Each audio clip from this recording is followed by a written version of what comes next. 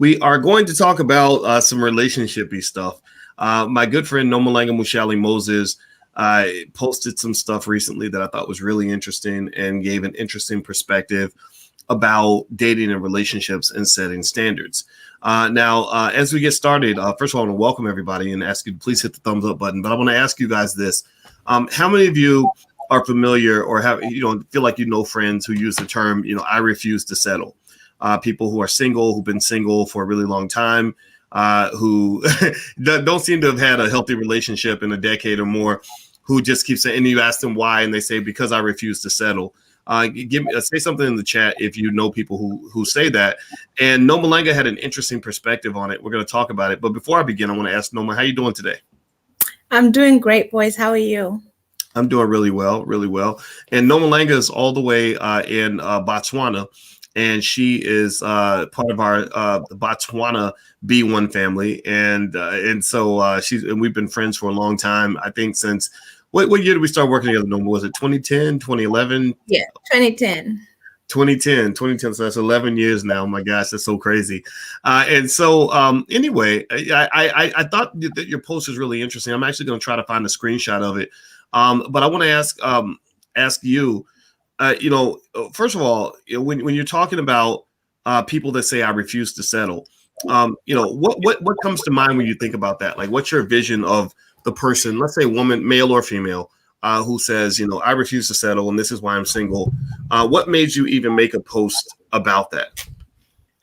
Well, the interesting thing about it is it's usually a person who says that they don't want to settle, but I put across a thought that if let's say you don't want to be alone, right?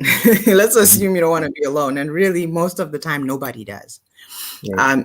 Assuming you don't want to be alone, being alone in of itself is a form of settling if it goes on for too long. The fact that you want to be in a relationship and you're not in one is a failure. So it means something needs to adjust. Yes, you want to be in a relationship, but you're not, so you're not failing to do what you want to do, right? It's actually pretty straightforward, but people always have, but you don't know, and they have all kinds of excuses and rationalizations, but it's very straightforward. If your goal is to be in a healthy, functional relationship and you're not, every year that goes by, you're failing, right? So you're failing to get something that you want. And that in of itself is settling. So the barrier, I believe, between you and getting what you want is some kind of adjustment that either you're not willing to make or you don't know how to make. But either way, you're in a position that you don't want to be. And you're saying you don't want to settle, but you have settled for being alone, which is not an optimal way of living. Okay. Now, when you say being alone is not an optimal way of living, I bring that up. I want to pinpoint that because there are a lot of people who say, look, I'm alone. I'm by myself. Everything's fine. I can do, I can handle life by myself. Why do I need to have a partner? And I can understand that to some extent, right? I remember when I was in graduate school, I had a very brief relationship with a woman who was a pretty hardcore feminist, very smart. She's actually a professor now. And I guess I've dated. Alicia's not the first professor I've dated. I'll just say that. Because I like smart Black women, I really do. I have a tremendous amount of respect for them. And so one of the things I remember was a frustration of hers was that, as she was working on her dissertation and getting awards and accomplishing all these great things, she would go home and the first thing anybody would ask her is, well, do you have a man? Did you meet somebody? Right. And they wouldn't ask anything about her dissertation, anything about her PhD. And this used to make her really mad. And I actually empathize with that a little bit. Do you think that sometimes we're a little bit harsh on women in terms of expecting or somehow believing that if you're not in a relationship, you haven't succeeded? Well, you're asking the wrong person because I emphatically say yes. I know. Really explain. I know that I'm supposed to be, what's the word? Politically correct and say, well, that's a failure. Even just scientifically, when we talk about Maslow's hierarchy of needs, one of them is that thing of belonging, of family, affection. That's a need. Just like you need to eat, you need to sleep, you need to poop, all of that. That's a need. And when you try to say you don't need something, you need, something's wrong. Mm. And when you Wow. pay attention, boys, a lot of people who say, or at least I like to focus on women because I'm a woman. Mhm. Um, when a lot of you find a lot of these women who say, I don't need a man. I think now we've played that to death, that doesn't work and it's not good and all that. But they say that they don't need a man. You're going to find a bit of hurt somewhere in there. Mm. Or some kind of cynicism that they do want one, but they've been disappointed, or they feel like they will be disappointed, or something like that, or their relationships just haven't been working. Unless, of course, they're a woman who is attracted to other women, then that makes sense. But Mhm.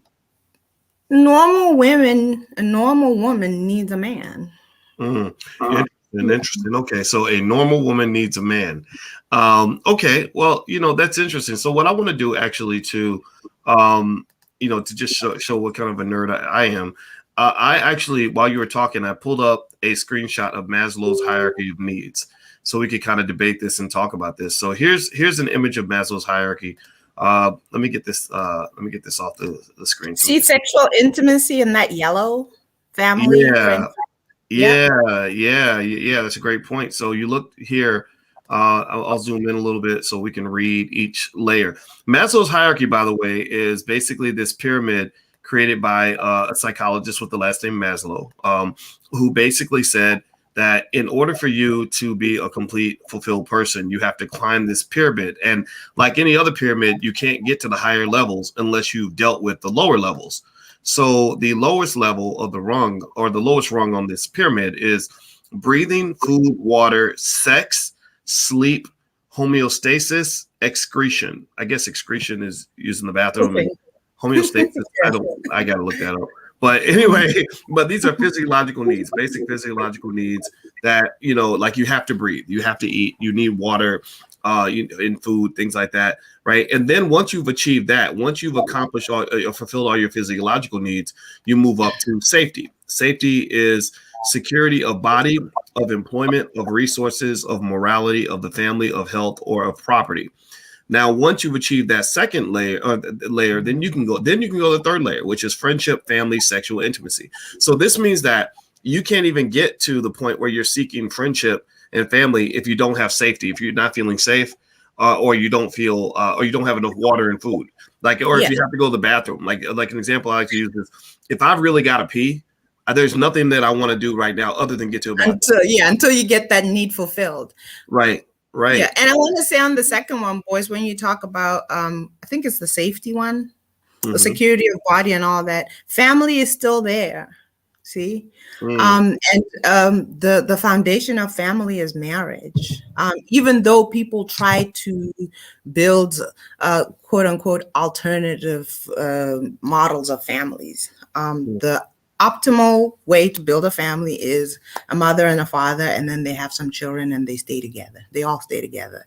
And that also has been proven to make the people in that family feel more secure. They're better able to build wealth. And they're able to pass it down from generation to generation. So Okay. that's how one of the ways you also accumulate wealth, property, and prosperity. Interesting. Okay. So, and by the way, I'm speaking with Nomalanga Mushali Moses, and we're talking about settling. What does it mean to say I refuse to settle? We hear people use that term all the time, and you know me, I like to do a deep dive on things, and I think that's the way we achieve greater understanding. So here, so basically, if you look at this right here on this third level where you've got friendship, family, and sexual intimacy, to me, I feel like that really captures the essence of what you were talking about. Now, you did mention down below in safety, there is a mention of family. And I think of that in terms of just my family being safe, right? Like I protect my family. I die for that, right? And then once you achieve these things, then you could go for the higher levels, which are self-esteem, confidence, achievement, respect of others, respect by others. And then self-actualization is the highest level: morality, creativity, spontaneity, problem solving, lack of prejudice, acceptance of facts. Which honestly, I see that as just living your best life, becoming your best self, pursuing your passion, engaging in something bigger than yourself, because all your ego has been satisfied, all your needs have been satisfied, right? I have enough money, I have enough, I've achieved certain things, so now I'm ready to, really give myself to something bigger and better and more important than me, right?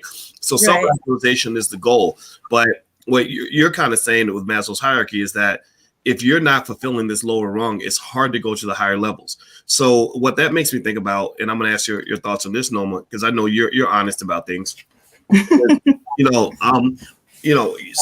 what I picture when you're talking, and I'd like to get your take on that. And remember, this is one point of view, everybody. This is not the definitive answer to anything. This is, Noma's perspective, my perspective, etc. But what I picture? I picture like that high flying person who is, who's like kicking butt in corporate America, making, $250,000 a year, has the degree from Harvard, and says, I'm great, I'm doing well, I've got it all together. But the relationships aren't quite working out. Maybe there's like, I personally believe that a lot of our children, a lot of us that grow up, have unresolved daddy issues, because 76% of all Black children grow up without a father in the house. Not a father down the street, not a father who sees you every 2 weeks, not a father who sees you on holidays. I'm talking about a father in the house. There is a big difference between having that father in the house, and that can create like a gap in terms of understanding men and how we are and the things we do.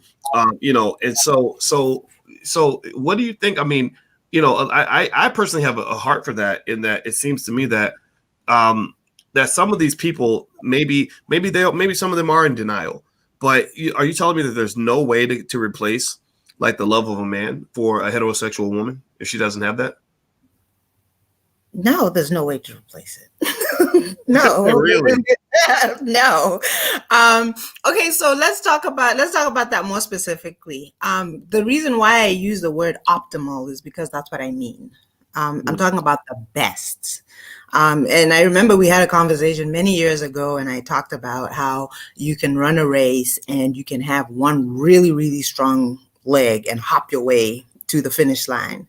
Even if you've trained that leg really well and all that other stuff, it's still not the optimal way to get in the race. See, a person with two legs could probably do better than you, even if the legs are not that well trained. Because that's how it's supposed to be. You're supposed to run with two legs. And it doesn't make any sense to me to be the person who chooses the one leg and defends it. And sometimes it's because we didn't end up that way by our own choosing. It's just how it happened. Mom was alone, now I'm alone. Grandma was alone, that's all I've ever known. And when you say it's not okay, you're saying I'm not okay, you're saying mom's not okay, grandma's not okay, and how dare you, and all that. So you find a lot of emotions flying around about that. And I think that what has happened to me as I mature more is that I do have a lot of compassion for people who don't seem to be able to get it right. But I still think it's important to talk about ways in which to get it right, especially if you really say you care about your well-being and that of your family and that of your children. Why not give them the optimal way of living? Interesting. So I'd like to ask everybody in the room, first of all, hit the thumbs up button. Hit the thumbs up button if you haven't done it yet. I'm talking to Nomalanga Mushali Moses, and maybe Noma, you can give me even a URL or something, or an Instagram where people can follow you. Can they follow you at Noma Moses on Instagram? Yes. Okay. I'll put that on the screen. But I want to ask you all, give me a yes or no. Do you think that a woman, a heterosexual woman, can be truly happy if she doesn't have the love of a man? Like, let's say she goes 10 years, 20 years, and and let's say she's 100% heterosexual, right? So so we're talking about a specific group. That's important, right? Because because I think there should be a distinction between, like when I hear women critiquing men, I separate, say a gay woman from a straight woman, because a person who's gay is not. They're going to say, well, what do we need men for anyway? Or they're competing with men, right? We've seen that, right? It's just honest, right? But do you think that a straight woman can be happy? Let's say she goes 10, 15 years without a man, the love of a man, not the company of men, not men just showing up and and clearing out the plumbing. But I'm talking about men that a man that really cares about her, loves her, really checks for her, will go visit her if she's sick in the hospital and spend time with her there at the hospital. Do you think that she can be okay without having that say over a 20-year period? And I wonder about that. I know what you say, Noma, but I'm looking here at the comments, and I want to kind of sort of acknowledge those. Now let's see here.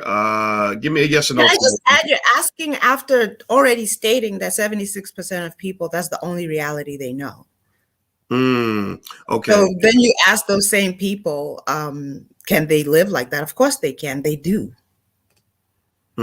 Tammy says, I've been alone almost 20 years. I am heterosexual.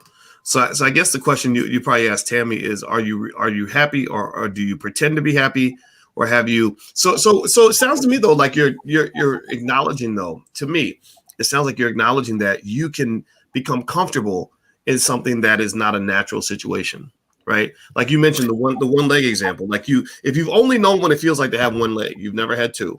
Right. And we've seen this, right? We see the kid that has one leg or no hands. That's what always fascinates me, when you have some poor kid who has no arms and they learn how to do everything with their feet. They can write with their feet, drive with their feet, all that. Are they really missing something? Like, or is it just a matter of like, you don't know what you're missing, so you're okay? But here's the important question, boys. If you were a person who could choose, would you choose to not have arms and then learn how to operate without arms, or would you just choose to have arms? Wow, I think that's a good question. I think it sounds to me that like you're really.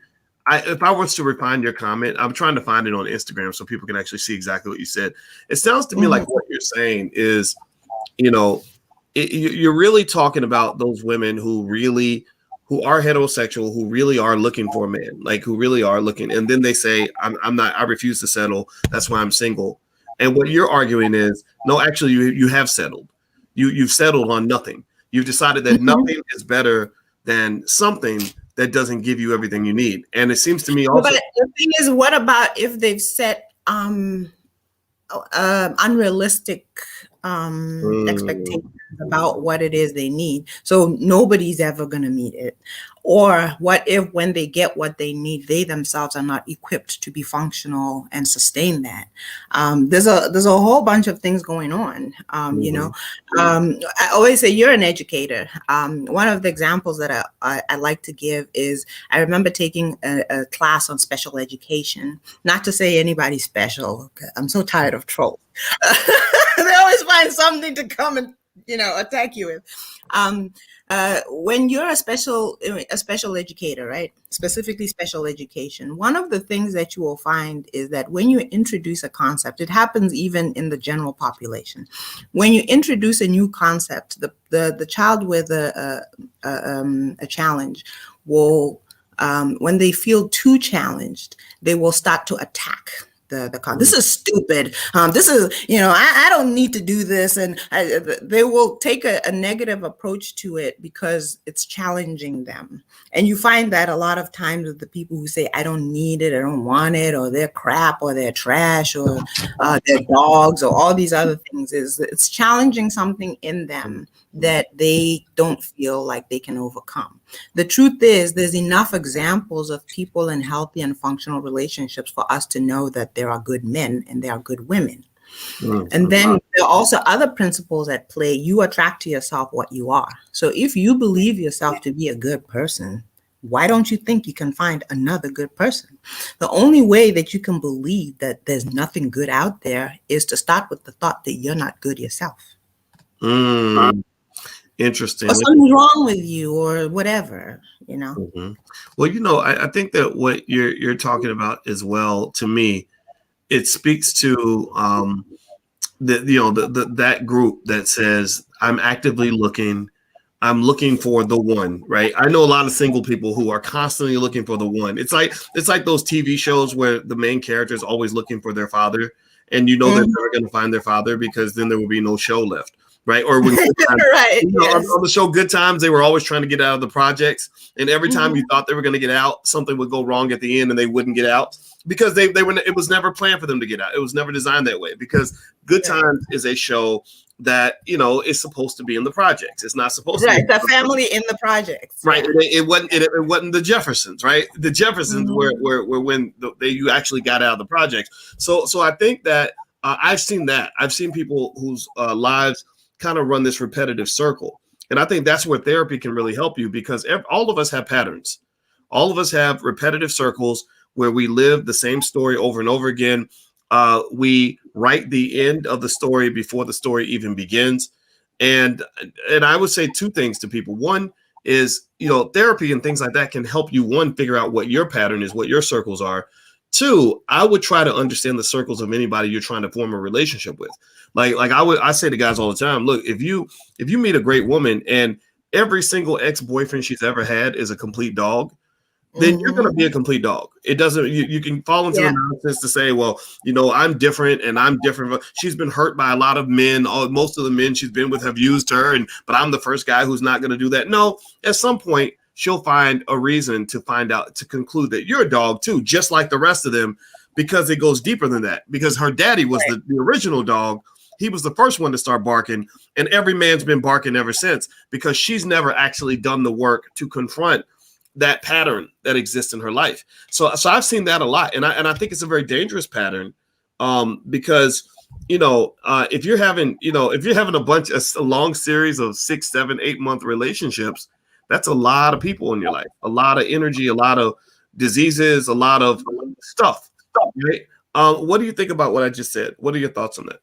Yeah, the most basic way that it's easy to understand that is somebody who maybe has this thing of saying, everybody I ever love always leaves me. Then they find a good person and they tell them, everybody I ever loved leaves me. And then they say, well, I won't leave you. Do you know they will begin to do all kinds of things to until you actually leave? And then it plays into their whole thing of, well, you see, everybody leaves me. And they never take the time consider that there's something in me that causes people to leave. If I fix that, I can finally find someone who won't leave. Now, that's not the only scenario, but that's the most simple one, where they keep doing things to make a person leave and then say, see, I was right. Everybody leaves. They're dogs. They leave. They use you and then they leave you, Wow. Yeah, I think that's a heavy thought. I think that's a really important idea that everybody needs to understand, is that, again, because my wife is into that whole subconscious mind thing, and she's also into metaphysics. One of the things that she really believes and talks about, we talk about it all the time, is that you tend to attract what you are, or you tend to attract people that are a reflection of who you are. Right. And what's going on inside, right? So you think every man's a dog, and somehow you just end up in the kennel every single time in every relationship. And there's something inside of you that's connecting to that. Like I literally, when I wanted to try to understand myself better, I learned a lot about myself by looking at the women that I've chosen throughout my life. Like, really, I saw my whole evolution and how I evolved as a person. It's almost like, you ever see those things where they do a documentary on a musician who or the Beatles or something, and they'll talk about every album, and they'll say, well, in this era, so and so was going through a divorce, and he did this album because of blah blah blah. But then in this era, it was during the war, and they were responding to the war. And then this era, the group was starting to break up, and this is why they did this album, and this is what this song means, right? Like I see my life that way. I could literally break it down to you and say, yeah, in that year, this is what I was thinking. This is where I was. And that's why this person made sense to me at that time. Right. And I think that those who are not able to kind of see that pattern in themselves, you can end up just kind of missing the mark. And I think that it's also a matter of being honest with yourself. Some people will sit here. I think it's politically correct to say, well, I just haven't found the one yet. Right. When you know damn well you ain't never gonna find somebody that's matching your list of 47 very specific agenda items that each person must fulfill for them to be the one. Right. You really don't want to find the one. And here's the other thing, boy. Sometimes there is a person with that that fits that list, but they don't want you. Yeah, that's a whole nother conversation right there. Yeah. Because you're stuck in this whole loop of whatever you're stuck in. Yeah, that person's out there, but they don't want you. That creates a whole nother interesting dynamic in relationships that people don't talk about is, I think sometimes we get tricked.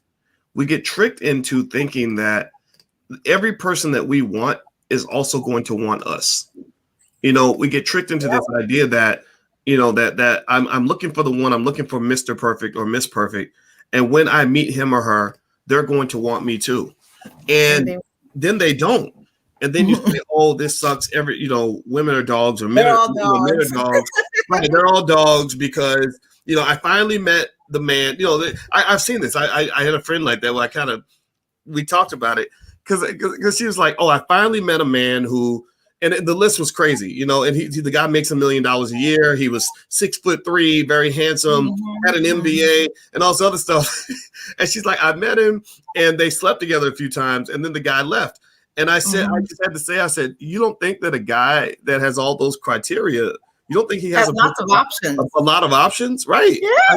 You were in a competition. You just didn't know it. You thought you were the only competitor, maybe because he was only sleeping with you at that particular time. But I guarantee you that there's a good chance that when he walked out of that hotel room with you, he was texting back 2 or 3 different women, right? That were in his circle on some level.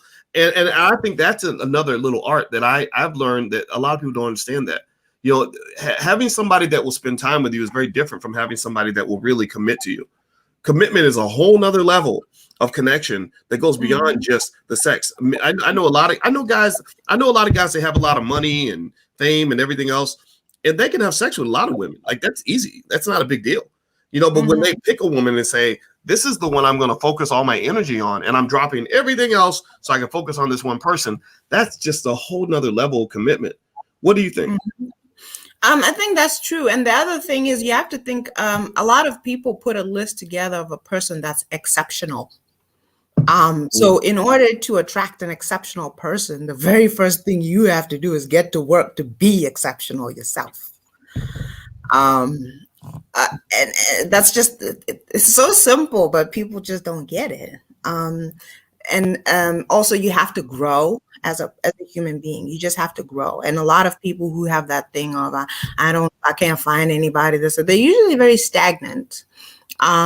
Women don't like it when we say it, but a lot of them don't even look really good. And the truth about men is that they're not going to go for a not good looking woman, all else equal, if they can find a really good looking one.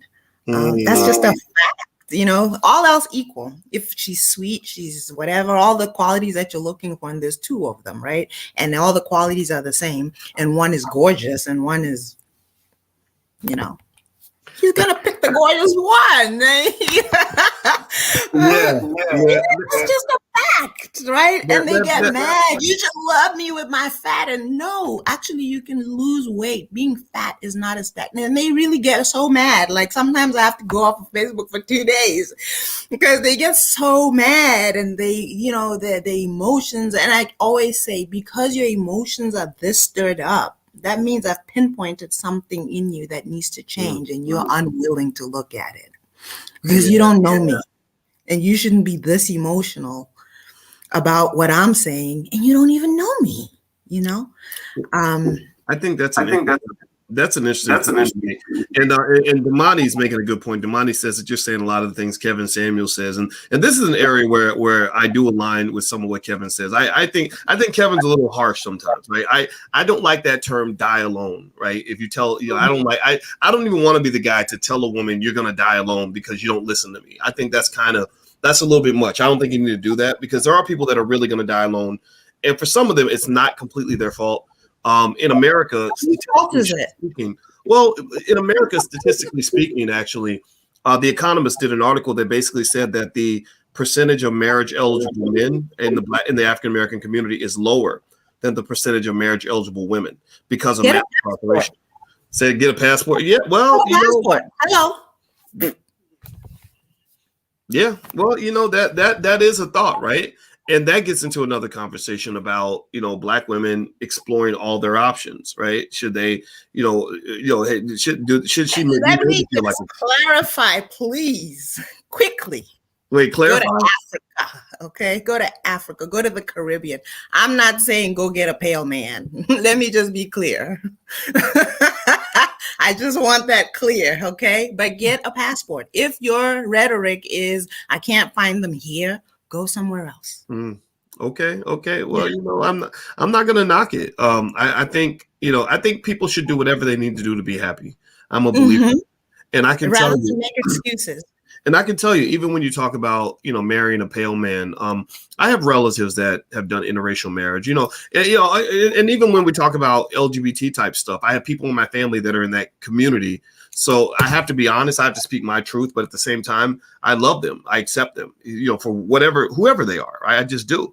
And I can say this, I know that my goddaughter, who is like a daughter to me, she married a pale man, and he would probably call himself a pale man. He's from Europe, and here's the thing, I couldn't knock it at all because he's such a nice guy and he treats her like gold and he loves the living shit out of her. Right? He really loves her. I mean, really worships the ground she walks on and adores the hell out of her. He's not a guy where, I've got other people in my family where I'm like, why did you let this son of a bitch get you pregnant? Like, what the hell? Like where is he? He needs to, and so as a father, it's an interesting kind of conflict where it's like, I want you to be with a black man, but I want you to be with a sturdy black man. And if he's not sturdy, then get the hell out of my family. Do not come in my family if you're not a sturdy man. And and I can say that the pale guy is sturdy. He's super smart. He's very nice. He's not coming with a bunch of chaos. He's taking care of his family. How am I going to knock that? How am I going to say, well, you're not doing right? I don't accept that. No, it's like, no, and he respects me as the patriarch. It's not a white supremacy thing. It's not like he comes in and says, well, I'm white and I want to tell you black people what to do. No, he's like, hi, Dr. Watkins. Good to see you. I respect what you're doing. So he's a great guy and I'm not going to back away from that. So I personally think that when you're talking about all of this, I encourage anybody, like, don't be listening to what other people tell you. Like, find your bliss, whatever that looks like. Don't be sitting there lonely. I can't be blissful if I'm not with a black man. What do you say? I can't be blissful if I'm not with a black man. Yeah, well, Alicia says the same thing. Alicia says, in fact, not only does Alicia, my wife, not only does she say she needs a black man, she says, I want an African American man. Like she said, I want a black specific, yes, or from the black community. She says anything outside of that, I'm not interested. So I think everybody's right to have their choice. Yeah, I stand by what I said. I can't be blissful if he's not black. Yeah, I'm right with Alicia. Although I wouldn't say African American, I would say African, but I include African Americans in my umbrella of African.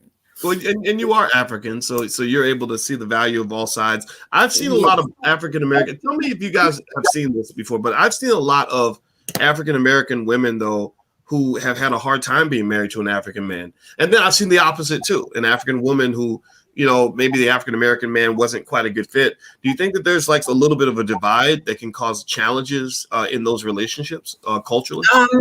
Well, we look at it as African versus African American, but it still goes back down to how was that person brought up and raised. If you take a person who has come from a background where a stable family hasn't existed in their bloodline for generations, that person is going to struggle with a structured, because that's what marriage is, the more structured way of living, right?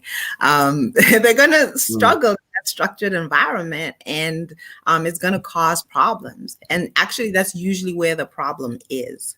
Other cultural issues, of course, but I find that that's where the main problem is.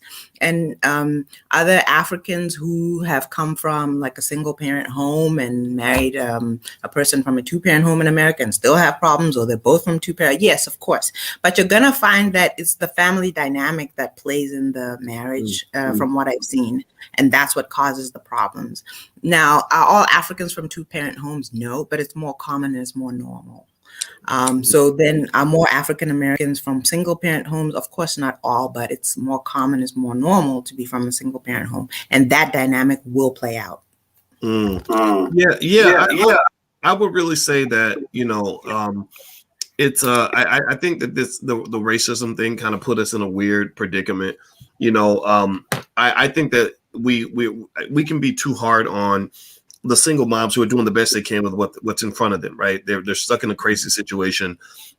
Maybe they played some part in that, of course, but multiple people play a part in the creation of a broken home, right? It's Yeah, not just deeper their than fault. just them.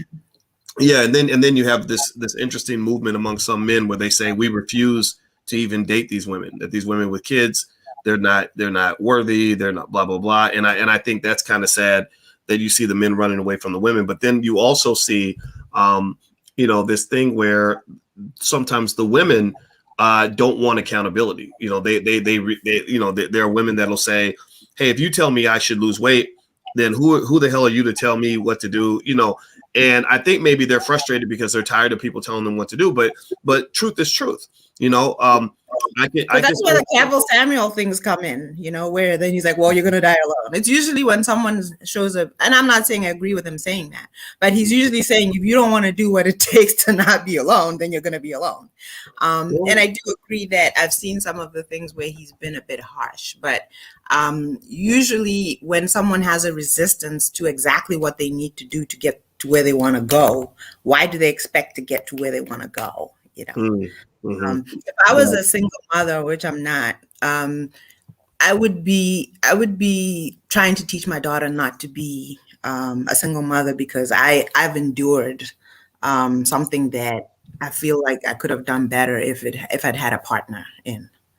Well, the group of people in America, economically speaking, that are most likely to struggle financially are single Black mothers. Single Black mothers statistically have the lowest net worth in America. And that's in close competition with single fathers who have kids in multiple households, right? And so when what I would say almost is that, when you use a Kevin Samuels term like you're going to die alone, I would like to see that term used to also talk about the men who, you're young and you're getting all, you have these women and you think you're going to be young forever. And then you look at guys, these 50-year-old rappers who are dying alone, because they never committed or invested in a woman. And so to your point, the way you're describing the need of a woman's need for a good man, I don't think it's far-fetched to say that a man does need a good woman. What do you think about me saying that? Absolutely. And actually, you can go check it out. There's statistics that show that, and it's interesting that you said die at 50, because they do, right? There are statistics that show that being in a healthy, functional marriage will extend it will increase your wealth, it'll increase your health, and it increases your happiness and well-being. I can confirm that I've noticed, for example, that first of all, everybody saw me lose all that weight when Alicia and I were together. That's the first thing. It was because she wouldn't let me eat the stuff that I was eating when I was single. It wasn't that she told me I couldn't eat it. It was just that every time I ate it, she'd be there and say, "Now, Boyce, you shouldn't be eating that." And I would say, "Yeah, you're right." And I put the donut down, right? But it wasn't called accountability. Yeah. Right. And we started working out and all that. But then also the wealth piece you're talking about. I don't know if it's a coincidence or not, but I know that my net worth probably doubled during the time that we were together. And I think a lot of it, part of it is just natural evolution in terms of getting better at what you do. But then the other part of it was this sort of feeling as a man, that you're not a boy anymore. Like there's something about marriage or commitment that makes a man stand a little taller, his back's a little straighter, because he knows he's got these people depending on him, right? Your children are looking up to you like you're like they look at you like a superhero. If you're doing your job, they do, right? Like, oh, he's got us, he's gonna keep us safe, he's gonna handle it, everything. So you're trying to maintain that. You want to maintain that, right? And what that does is that brings out the best part of you, as opposed to maybe when you're single, when maybe you either maybe you don't feel the need to be as accountable and responsible, or you maybe take chances in a lot of risks that can cause you problems. Like even little things like the Bill Cosby thing shows what can happen when a man is, laying down with a new woman every week. One crazy woman can derail everything you've ever worked for your whole entire life. Bill Cosby probably had about 30 or 40 crazy women somewhere in his past. And I think that is something that men are not encouraged to think enough about. Right? What do you think? Yeah. I totally agree. And even if we go back to that pyramid that we're looking at, Maslow's pyramid, you need, that family structure to be confident. You see, and how you walk out in the world, and without it, can you get there? Yeah, but again, like that's why I keep saying I like using the word optimal. Is that the best that you can do? Is that the best way to do it? There are exceptions to everything. People will say, well, no, Malanga, you always say people should be married, and I know so many rich people that are not married. Well, yeah, those are exceptions. The other thing is, how about if they were married, they'd be even richer. So you don't know if they would be even richer than that.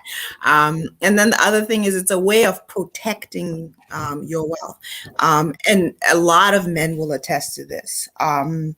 When you have a woman who actually cares about you and loves you and wants to build with you, the way she approaches your money is much different than a woman who's trying to just get something and keep it moving. Who's trying to extract something from you, it's just radically different. And a man who has enough to lose will recognize that difference. Well, it's I do know that family is better for legacy. Especially, you get a little older, you start realizing, okay, I'm not going to be here forever, and being part of a structured legacy. I know, for example, that if I was in the hospital and incapacitated, I wouldn't have any concerns about Alicia making sure that I got everything I needed. I know that if I died, I have people in place, including her, that I know would handle my estate, really well. And that helps me sleep at night, because you can die any day. You never know what day you're going to die. Right. I think that as a single man, don't get me wrong, I think there are benefits to being single. And I think that, and I don't blame anybody that loves it. I loved it for a long time, and but I also love this, and it's really a yin yang. You're gaining one thing, but you're losing a couple other things, because everything requires an investment. And also, to your point about family and wealth, it's interesting. I always had that a conflict in my head. It's like, okay, on one hand, when I was single, I was able to do, things single guys could do. Like I could work till, midnight every night. I could take chances that I couldn't take as a married man, meaning like I could literally risk all my money. Like Mark Lamont Hill made fun of me because 15, 20 years ago, I declared bankruptcy. And that was because I was taking chances on my business and it didn't work out. Right. And I was like, those are the chances I was taking because I wanted to succeed that bad. I don't know if I could have done that as a married man. I think my wife would have kicked my butt. Elon Musk almost went bankrupt. Like he had $100 million when he sold PayPal, and he whittled away 99 out of $100 million trying to start SpaceX. Right. And as you see, Elon Musk has like 4 divorces or something, or 3 or something. Right. Which is ridiculous to me. But still, there is that benefit, I think, to being single, especially when you're young. And I don't want to knock that at all. But I think what we don't have as much is we don't have people saying, hey, yeah, there are benefits to being single. That's awesome. But, marriage can be pretty cool, too. Marriage is good in the sense that it among other things, it definitely keeps you out of trouble. Right. It's as you mentioned, having the right partner that you can build with. That maybe she's got her own stuff. She's doing her own thing. She's building her own business. She's bringing her own resources or whatever. That's pretty cool. If that's what you want. At the very least, she's a person that's going to take care of your children, maybe while you're doing other things. And so I encourage people to just kind of understand there are benefits on both sides. But either way, though, whatever choice you make, you got to prepare for that choice. And that's why I liked your post about settling. The reality is that if you are claiming to be looking for the one, right, and you're not doing the things necessary to identify and keep the person that you're seeking to obtain, then you're not going to get that, right? Like if you refuse to acknowledge that men don't like fat women as much as we like thin women on average, right? Men don't like women that are loud with nasty attitudes as much as we like women that are composed and demure, right? That cooperative, right? That are feminine, whatever that means for anybody, right? And I think that there are people who don't accept that. They sort of say, well, if you can't accept me for who I am, exactly who I am, even on my worst day, then that means you really don't love me, and that's just not true. People don't want your raggedy ass self. People want your self. Seriously, Right. like Alicia wouldn't want me if I was the raggedy Boyce. She wants the quality Boyce, and Right. I have to accept that. What do you think Right. about what I just said? I agree with you, but I wanted to also add one thought to when you were describing, how when you're married, you can't take risks and so forth. But let's also start thinking about building families and doing it for generations. The reason why we think sometimes people can't take risks and so forth is because you'd fall flat on your face. But if you rethink that in terms of a family that has built wealth over generations, they have lots of homes. You're not going to lose your house. And if you do, your dad will give you another one, because you see what I'm saying? You really actually can take risks when you have the protection of family. Actually, it's the guy who's single and has no family and comes from maybe a family that didn't do too well in the past generation because, again, somebody was alone in that past whatever. That's the guy who can't take a risk, because when he falls flat, he has nothing to fall on. That is so The true. guy who comes from a family where he's married, his dad was married, grandpa was married, they have businesses, they have houses, they have assets. He can take a risk. He can throw it all away and then say, Dad, about that thing that we were doing, it didn't work out. He said, okay, don't worry about it. You want to work for that company while you recover? You want to stay at that home while you recover? They can have those conversations. And those things, people need to understand that the foundation of those things is family, marriage and family. That's what builds those things. That's what positions you. Even if you get a divorce or whatever it is, you have so much family support that you can recover, remarry, and keep going in that thing. Whereas with other families, you mess around and break up with your baby mama or your husband or whatever, nobody can take you in because they're renting too and they're barely making it too, and they can't help you recover. And it's like this perpetual crisis that just keeps unraveling. So I can't speak enough about the safety of family and marriage and keeping it going and preserving it and growing it for generations.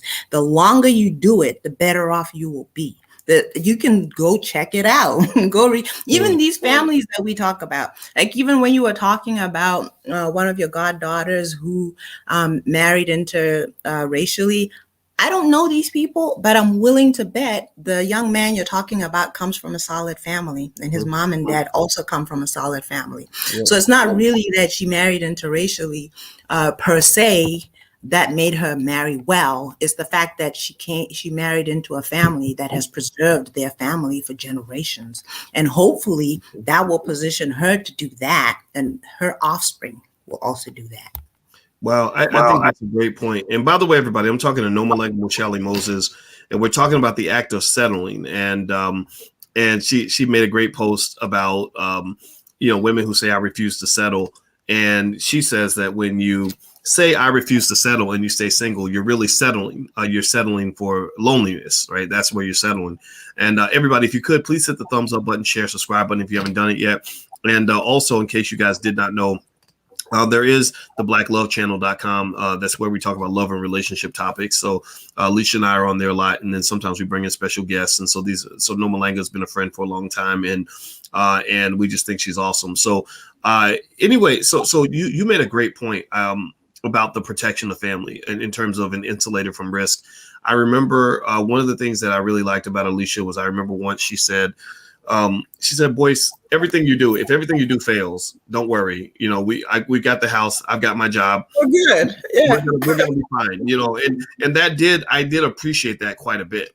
Right. And I think that, to your point, when you're talking about family and the protection of family in terms of the ability to take economic risk and knowing your family has your back, one of the things I encourage people to understand is that sort of relationship and arrangement does require a degree of trust.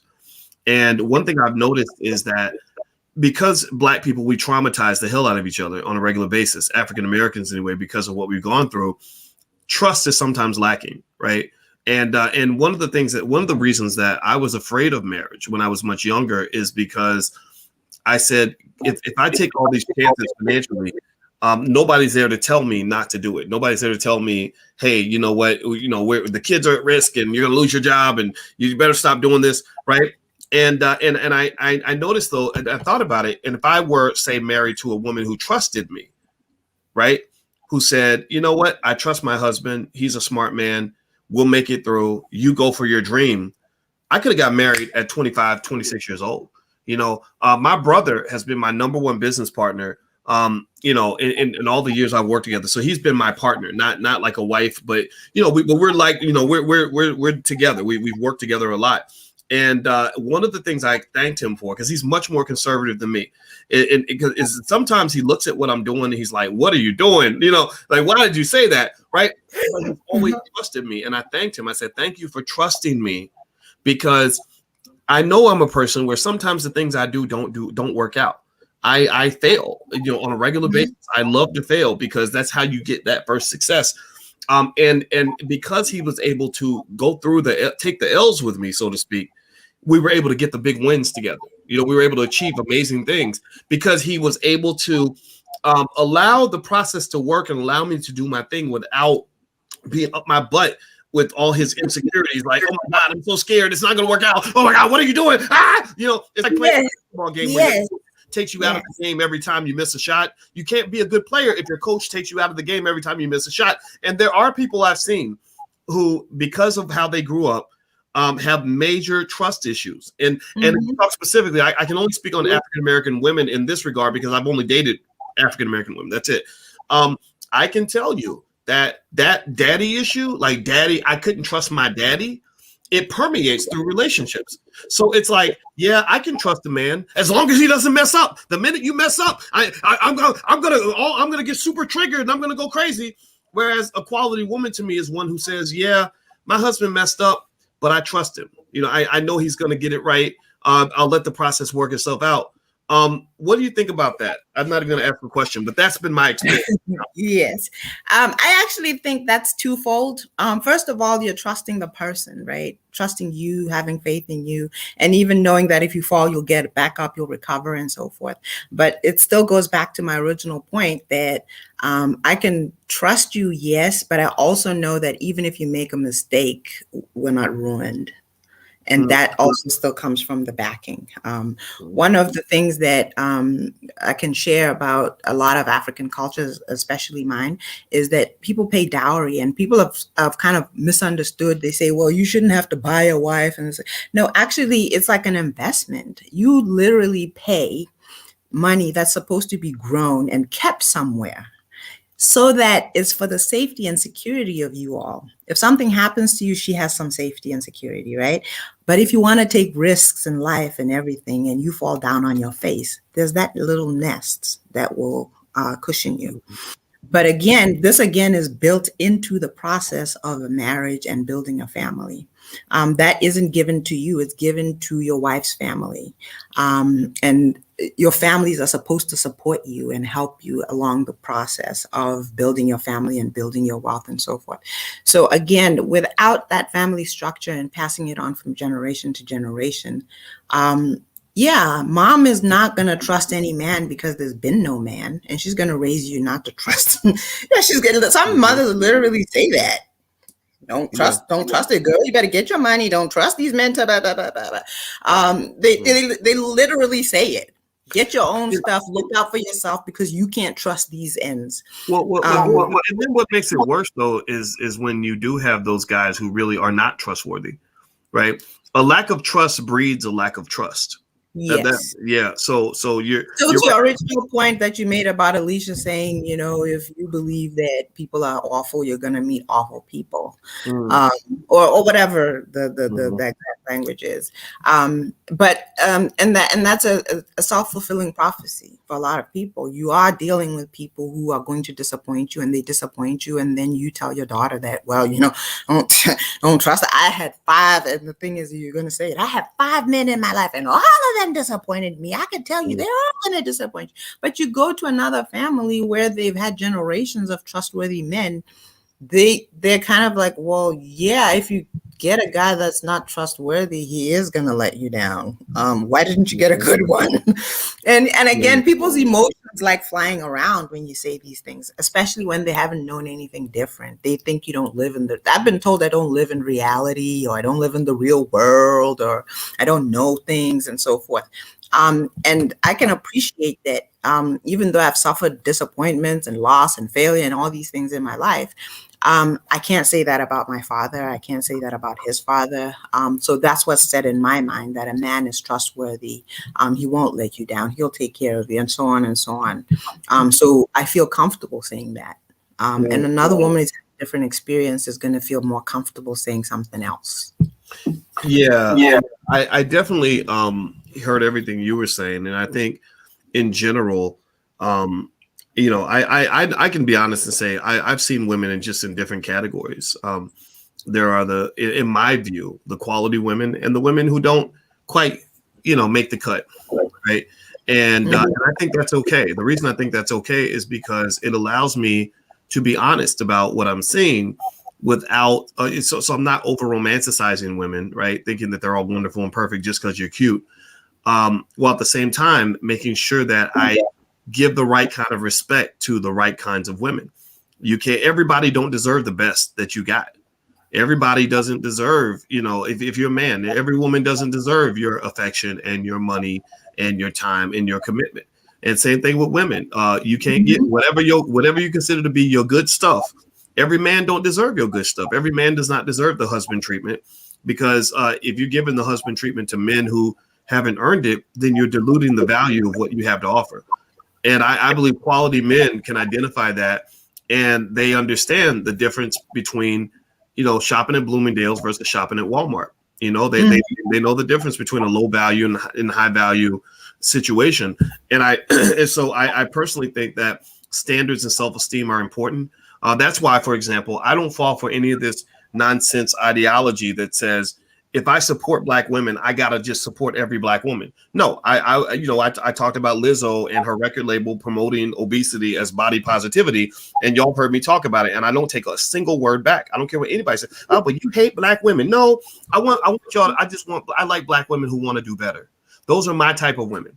My type of women are the ones who say, no, I don't want to have diabetes, heart disease, and strokes and act like that's okay. No, I want the women. It's not that I have an issue with women being obese. We're all, we all have gone through something like that, right?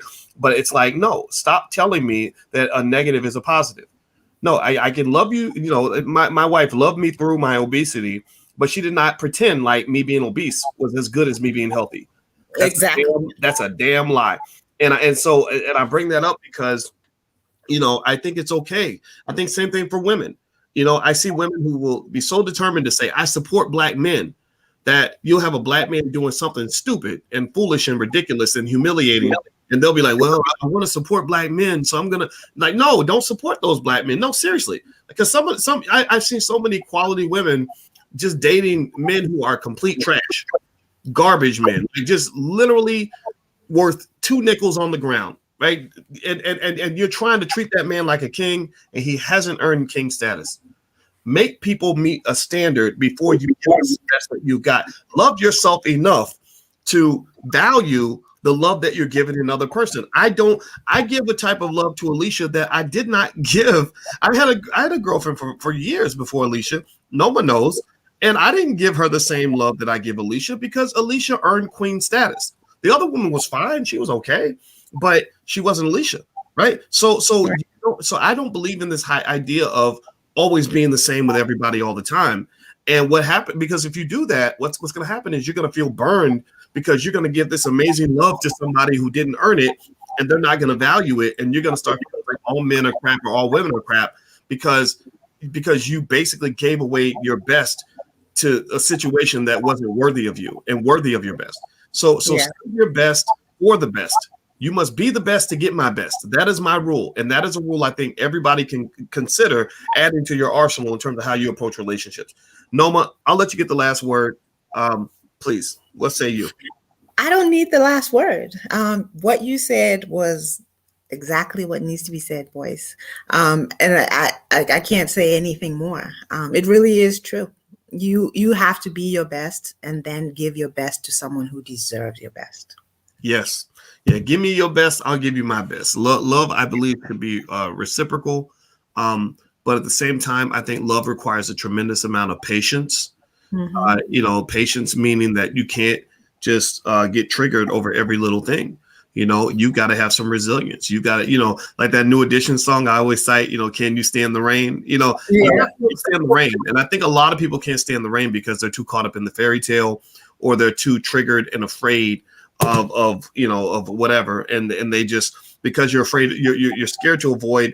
A lot of people can't have healthy relationships for the same reason that a lot of Black people can't start businesses, because starting a business requires you to go through some hell to get to your heaven. You're going to have a lot of risk, a lot of setbacks, a lot of things you're afraid of. So a lot of our people don't become entrepreneurs because when they see a risk, they're thinking about the downside, not the upside, right? So love is the ultimate risk. It's a bigger risk than a financial risk because you're risking your heart, your emotional well-being, etc.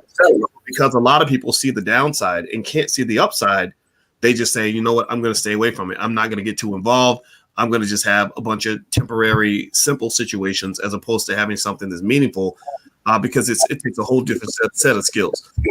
And one piece of advice I would give everybody is, get therapy, get some help. There are tools that will help you manage relationships in a healthy way. Don't try to do relationships. To me, are not something that you want to approach with a do-it-yourself mentality, because you don't have what you need, especially if you never saw a consistent, strong, loving relationship growing up every single day as a child. You're probably going to have to go learn some skills on that. It doesn't mean that you're flawed. It's not your fault that, however you grew up, but you got to supplement that so that when you meet the right person, you'll know how to address that situation to make that thing last. So I've been long-winded enough. Thank you for listening, everybody. And Nomalanga, thank you for your time. I appreciate it. Thank you, Boyce. It was a great conversation. Yeah. So where can people follow you? I'm gonna put your Instagram. It's Noma Moses on Instagram. Yes, it's at Noma Moses. And I'm a Facebooker. I'm always on Facebook with my name, Nomalanga Mhlali Moses. Okay, so I'm gonna put your Instagram up here first, and then I'm gonna also put up your. So everybody go follow Noma on Instagram, and I'm gonna put your name up, so people can follow you on Facebook. Because believe me, Noma's a firecracker. She's a lot of people, but I love it. I love it. I think it's great. There you go. You can also follow her on Facebook. Did I spell that right? Yes, you did. Okay, I was making sure. Every time I spell your And name, that's an accomplishment, Boyce. yeah, I know. I spelled it wrong for about 6 years, which is ridiculous and pathetic. I'm so sorry for that. All right. Okay. So anyway, guys, I'm about to get out of here, and I hope you guys have a good day. And if you're interested in this kind of thing, my wife Alicia happens to be a relationship therapist, and she's actually doing a premarital class this weekend. So if you're interested, you want to go take a look, and go to blackmarriageclass.com. The URL's right there on the screen. So feel free to check out the blackmarriageclass.com for this weekend. And also you can follow her at coachingwithdralicia.com or on Instagram at coachingwithdralicia. So we have a lot of resources that can help you. And I hope that you find whatever you're looking for in life. God bless you. And I'll see you guys soon. Take care. Bye-bye.